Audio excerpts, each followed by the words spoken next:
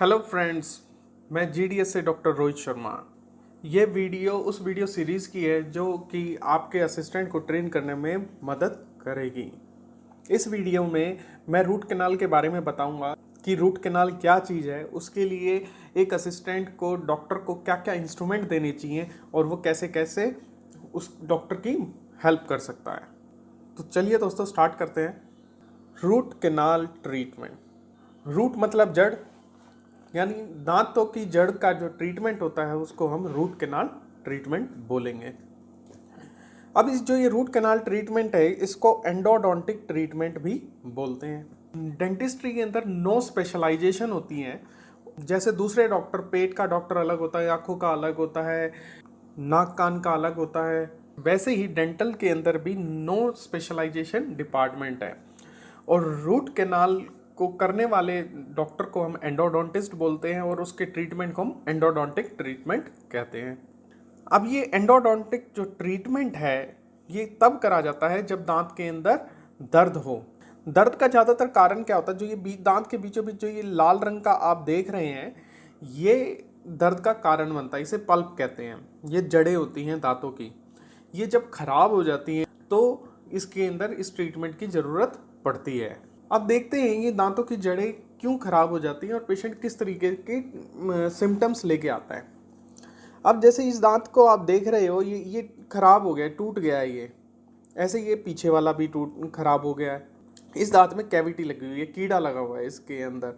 ज़्यादातर यही कंप्लेन लेके पेशेंट हम डॉक्टर के पास हमारे पास आता है और हम रूट कैनाल को उसको एडवाइस करते हैं।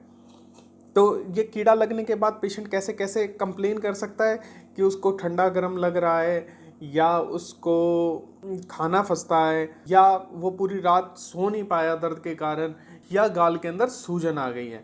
इस तरीके की कंप्लेन पेशेंट लेके आएगा और हम उसको रूट कैनाल ट्रीटमेंट बताते हैं। दूसरी तरीके की कंप्लेन ये इस तरह की लेके आ सकता है, जैसे ये दांत टूट गया है इस भाई का। और थर्ड जो कंप्लेंट लेके आते हैं आ सकता है कि पेशेंट ये बोलेगा कि भाई उसको ऐसा है नहीं है, ठंडा गर्म लग रहा है, वो जैसे ही कुछ खाता है वैसे ही उसको दर्द होने लग जाता है। तो इस सिनेरियो के अंदर भी हम रूट कैनाल ही बताएंगे। चलो एक वीडियो से इसको थोड़ा सा और समझने की कोशिश करते हैं। ये एक हेल्दी दांत है। हेल्दी दांत के अंदर ये वाइट कलर की लेयर आप जो देख रहे हैं इसको हम इनेमल कहते हैं। जो ये येलो कलर की जो लेयर देख रहे हो अंदर, इसको डेंटिन कहते हैं। और जो ये रेड कलर की लेयर के देख रहे हो उसे पल्प कहते हैं। और यही दांत के अंदर असलियत में खराब होती है। ये पल्प जड़ जिसको हम हिंदी में बोलते हैं, ये बीचों बीच है। ये इसको जो टॉप मोस्ट लेयर, जैसे मैंने पहले भी बताया, इनेमल कहते हैं इसको। जो सेकंड लेयर है डेंटिन, जो ये येलो कलर की आप लेयर देख रहे हो, और अंदर इसके बिल्कुल ये जड़। तो देखा जाए तो ये कितनी सारी मोटी लेयर होती है और इसको छुपा रखा होता है जड़ों को, लेकिन फिर भी ये खराब हो जाती है। जो ये दांत मसूड़े से ऊपर का जो हिस्सा होता है, जो आपको असलियत में मुंह के अंदर दिखता है, उसको क्राउन बोलते हैं। और जो नीचे का हिस्सा होता है उसको रूट्स बोलते हैं। और जो ये जड़ें होती हैं, ये देखो आप, क्राउन से चालू होकर ये पूरी जड़ों के अंदर तक हैं। तो ये क्या होता है कि अब जैसे ये काले रंग का जो ये कीड़ा लग गया है, कीड़ा लगने के कारण आप लेफ्ट साइड में देखेंगे तो ये हेल्दी जड़ें हैं। इसके अंदर ये ब्लड वेसल हैं, नर्व्स हैं जो दिमाग तक सिग्नल पहुंचाती हैं। और ये रेड कलर का इसमें दिखा रहा है कि ये खराब होने लग गई है। अब खराब होने के बाद क्या हुआ कि धीरे धीरे उसके अंदर पस बनने लग जाएगी और ये हड्डी के अंदर ये नीचे इन्फेक्शन क्रिएट हो जाएगा, जो पेशेंट उसको दर्द के रूप में, सूजन के रूप के अंदर हमें बताएगा। अब ये तो आपने जान लिया कि भाई ये जड़ों के कारण होता है, जो पल्प खराब हो जाता है। और वो क्यों होता है? कीड़े की वजह से होता है, दांत टूटने की वजह से होता है ज़्यादातर। तो अब ये देखते हैं कि भाई ये बात हमें डॉक्टर को पता कैसे लगती है। जो पता लगाने के मेथड को हम डायग्नोसिस कहते हैं। डायग्नोसिस, वो डायग्नोसिस का मतलब सिर्फ आरसीटी का पता लगाना नहीं है, कोई भी बीमारी को पता लगाने को हम डायग्नोसिस कहते हैं। अब देखते हैं कि भाई डॉक्टर चेक कैसे करता है। डॉक्टर ये एक्सप्लोरर प्रोब लेगा और ये दांतों के बीच में डाल डाल के देखेगा कि कहीं उसे कैविटी तो नहीं मिल रही, कहीं उसे खाना फंसा हुआ तो नहीं मिल रहा। तो इसकी मदद से, या कई बार, बहुत बार तो ऐसा भी होता है कि देख के ही पता लग जाता है दांत पे कीड़ा लगा हुआ है, जैसा कि आपने पहली बार फोटो में देखा था। लेकिन कई बार नहीं भी पता लग पाता है, ऊपर से देखने में कीड़ा नहीं होता, दो दांत के बीच में होता है। तो प्रोब डाल के डेंटिस्ट आप इस तरीके से इसको चेक करता है। वो हर दांत के बीच में चेक करेगा जिस तरह पेशेंट बताएगा। फिर सेकंड उसको, अब उसने मान लो कीड़ा कोई ढूंढ लिया और कीड़ा ढूंढ लिया, अब वो उसको है ना, वो चाहता है कि भी चेक करना चाहता है कि भाई जो उसकी डायग्नोसिस है, जो वो किसी कंक्लूजन पे पहुंचा है, वो ठीक है या नहीं है। तो उसके लिए वो क्या करेगा, वो है ना आरबीजी करेगा, आरबीजी एक्सरे, एक्सरे करेगा। एक्सरे को जो डिजिटल मतलब कि जो कंप्यूटर वाले एक्सरे को हम आरबीजी कहते हैं। तो अगर कंप्यूटर वाला एक्सरे है, आरबीजी है डॉक्टर के पास, तो सबसे पहले आपको कंप्यूटर में उसकी एंट्री करनी पड़ेगी पेशेंट की। तो जैसे कंप्यूटर खोला उसने, और वो जो भी सॉफ्टवेयर है जिस भी कंपनी का है, उस तरीके से उसमें पेशेंट का नाम, एज वगैरह उसके अंदर डालना पड़ेगा, ताकि उसके अंदर पेशेंट की एंट्री हो जाए। फिर ये इसे आरबीजी कहते हैं। वो आरबीजी सेंसर को आप जहाँ पे भी रखा होगा वो आप डॉक्टर आपसे मांगेगा और आप उसको दोगे। अब इसको डायरेक्टली मुंह में नहीं डालते, इस आरबीजी सेंसर को कवर करते हैं। आप ये देखोगे, ये पॉलीथीन से पहले डॉक्टर ने कवर किया और फिर पेशेंट के मुंह में लेके जाएंगे। अब ये एक्सरे मशीन है जो जिससे वो एक्सरे कर रहे हैं। ये हाथ में पकड़ने वाली भी हो सकती है और दीवार पे टांगने वाली भी हो सकती है। जो भी एक्सरे मशीन है वो भी आपको साथ में देनी होगी डॉक्टर को, और उसको एक्सरे कराने में हेल्प करनी पड़ेगी। फिर जब ये एक्सरे हो जाएगा तो डॉक्टर कंप्यूटर के अंदर चेक करेगा कि कौन से दांत के अंदर प्रॉब्लम है। जो उसने मुंह में चेक किया वो एक्सरे से उसको कंफर्म करना पड़ेगा, ताकि वो बिल्कुल बता सके, यानी पेशेंट की आरसीटी करने के बाद ट्रीटमेंट सक्सेसफुल होगा या नहीं होगा, या आरसीटी की रिक्वायरमेंट है या नहीं है। जो भी है वो कंप्यूटर के अंदर ये बात डॉक्टर चेक करेगा और फिर उसके बाद पेशेंट को बताएगा कि भाई ये आपको आरसीटी करा लो और आप ठीक हो जाओगे। अलग अलग चीज़ें उसके अंदर कंप्यूटर में करके देख सकता है। तो डायग्नोसिस करते वक्त एक तो आपने एक्सरे और आरबीजी पकड़ाना है डॉक्टर को, और ये 3 इंस्ट्रूमेंट पकड़ाने हैं, मिरर, प्रोब, ट्वीजर।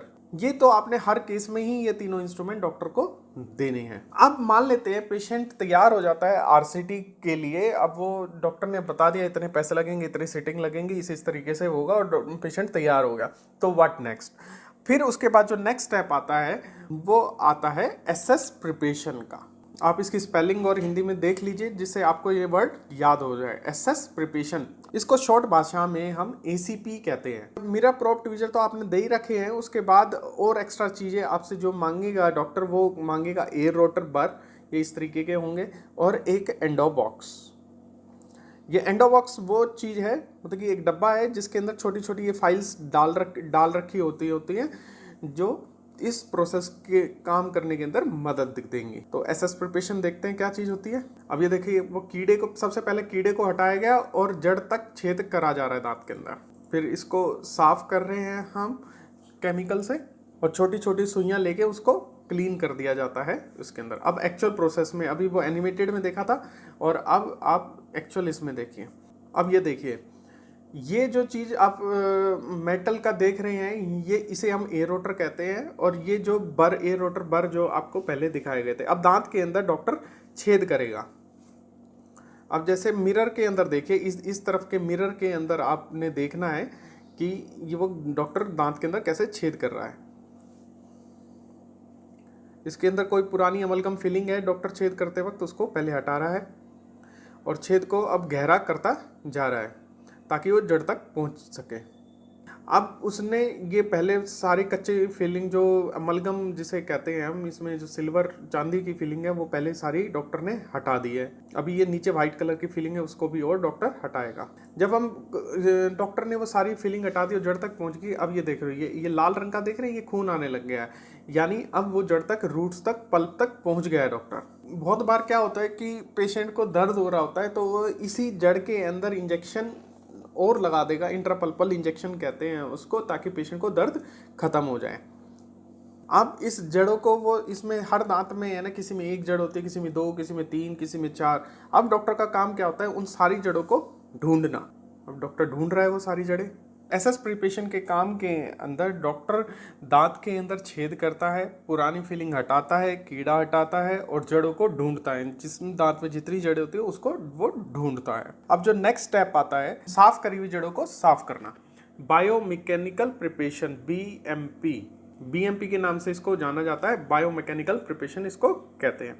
इस वक्त क्या सामान चाहिए उसको, एंडोडोंटिक फाइल, जो आपने ये भर दिया था, इसके अंदर ये एंडोडोंटिक फाइल लगी होती हैं। तो वो ये बहुत सारी कंपनियों की आती है, बहुत सारे अलग अलग तरीके की आती हैं। जो भी डॉक्टर को पसंद है वो आपसे मांगेगा और वो आपको देनी है। सेकंड चीज़ जो आप दे सकते हो उसको, वो ये एंडोमोटर देनी है। अब इन फाइल्स को चलाने के लिए या तो ये हाथ से चल सकती है या ऐसे मशीन ड्राइवन हो सकती हैं, इसमें लग के ये फाइलें काम करती हैं।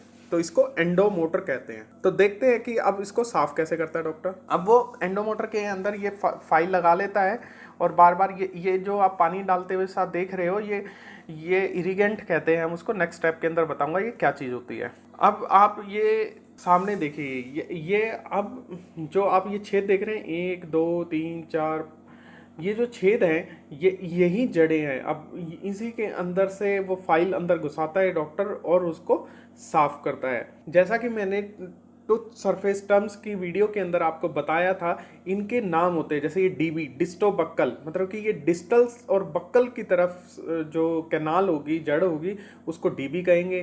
पी का मतलब पैलेटल, जो यानी पैलेट की सरफेस की तरफ। एमबी, अगर 2 मीजियो बक्कल कैनाल हैं तो उसको एक नाम दे दिया, MB1 MB2।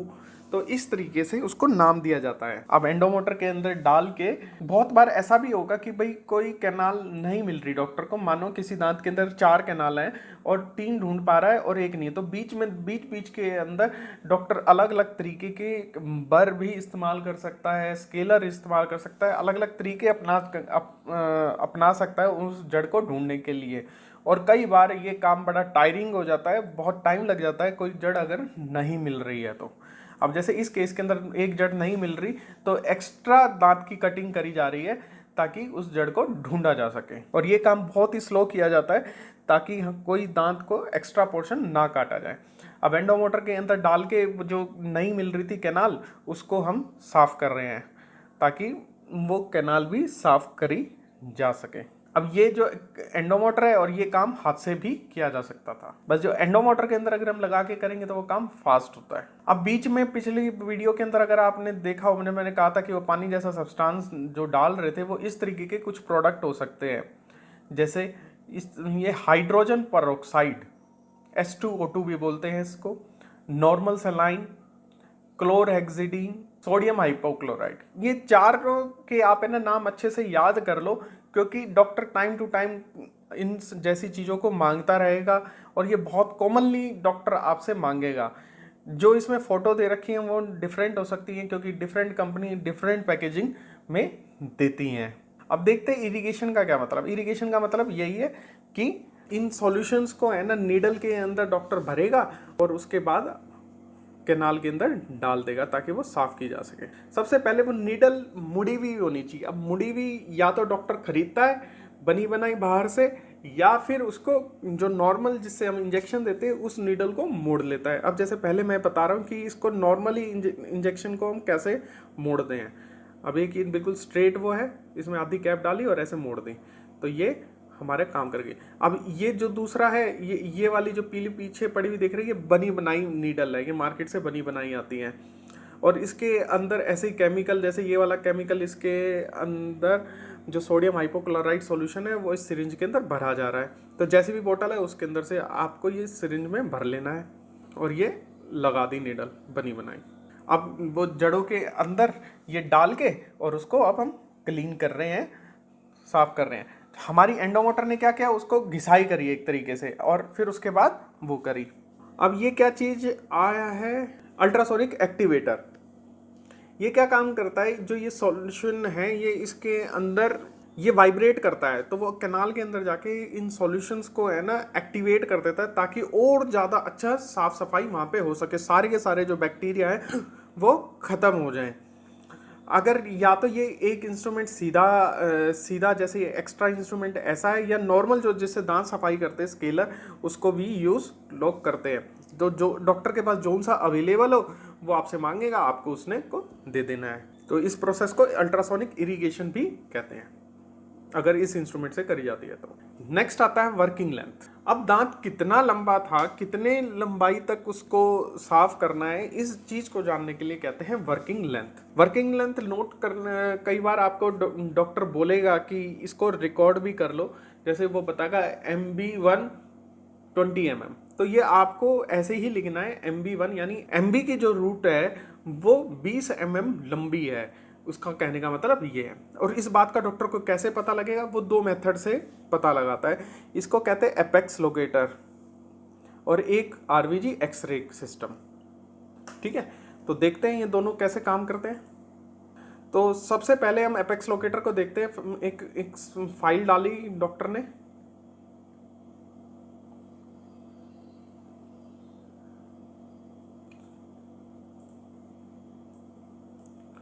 सबसे पहले देखते हैं एक्सरे कैसे काम करता है। डॉक्टर ये ऐसे फाइल है, ये 10 नंबर की जैसे फाइल है, डॉक्टर ने कैनाल के अंदर डाल दी। अब वो दूसरी कैनाल के अंदर फाइल डाल देता है और फिर एक्सरे ले लेता है। एक्सरे से फिर उसको ये पता लग जाएगा कि ये कैनाल कितनी लंबी है। अब दूसरा एपेक्स लोकेटर। एपेक्स लोकेटर ये 2 पिन होती हैं। अब उसने में भी दोबारा से दांत के अंदर ये फाइल डालेगा डॉक्टर, अब पहुंच गई। अब उसकी एपेक्स लोकेटर की जो लिप क्लिप है उसको मुंह के अंदर लगाना पड़ता है। ऑन भी कर लिया, ये उसको कनेक्ट कर लिया एपेक्स लोकेटर को, और ये लिप क्लिप कहते हैं इसको। पहले इन दोनों को टच करके देख रहा है कि एपेक्स लोकेटर काम कर रहा है या नहीं कर रहा है।